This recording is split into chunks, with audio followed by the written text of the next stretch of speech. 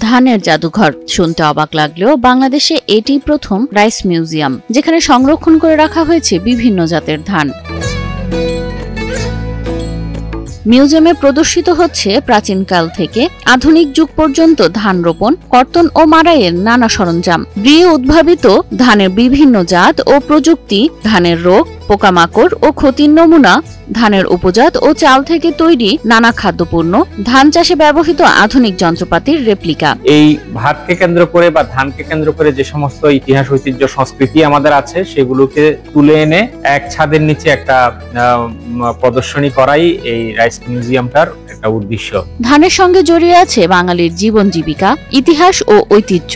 একসময় গরু দিয়ে হাল চাষ, মই চাষ কিংবা ঢেকিতে ধান ভানাই ছিল প্রাচীন জীবনের অপরিহার্য দৃশ্য, কিন্তু কালের বিবর্তনে সেসব হারিয়ে গেছে প্রযুক্তির ছোঁয়ায়। আর সেই হারিয়ে যাওয়া ইতিহাস ও ধান ভিত্তিক অর্থনীতির বিবর্তনকে ধরে রাখতেই গাজীপুরে বাংলাদেশ ধান গবেষণা ইনস্টিটিউটে প্রতিষ্ঠা করা হয়েছে দেশের প্রথম ধানের মিউজিয়াম বা রাইস মিউজিয়াম। এই মিউজিয়ামের উদ্দেশ্য হচ্ছে ধান বিষয়ক ইতিহাস, ঐতিহ্য এবং সংস্কৃতিগুলোকে আমাদের মানুষের সামনে তুলে ধরা। পুরো জাদুঘরটি ধানের আদলে নির্মিত।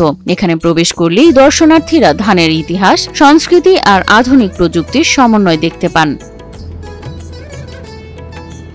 এখানে রয়েছে ধান চাষের পুরো প্রক্রিয়ার রেপ্লিকা, রোপণ থেকে শুরু করে কৃষকের ঘরে চাল পৌঁছানো পর্যন্ত।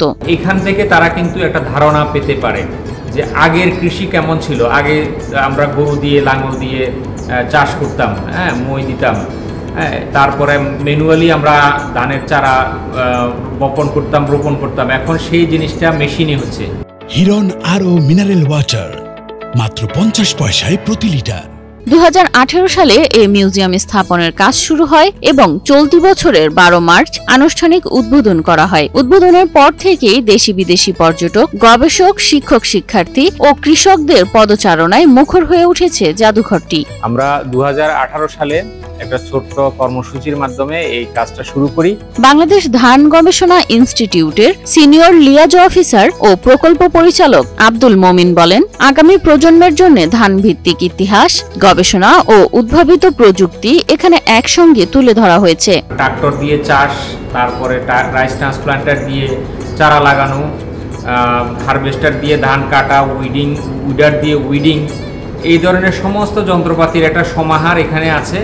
এবং এখান থেকে এই যে ট্রান্সফরমেশনের যে চিত্রটা, একটা ক্লিয়ার ধারণা যে কেউ পেতে পারে। একজন সাধারণ মানুষ থেকে একজন শিক্ষার্থী, একজন বিজ্ঞানী, একজন ফরেইনার, যেই বাংলাদেশের বিবর্তন, বাংলাদেশের উন্নয়নের যে চিত্রটা দেখতে চায়, তারা এই মিউজিয়ামে এসে সেটা উপভোগ করতে পারবে।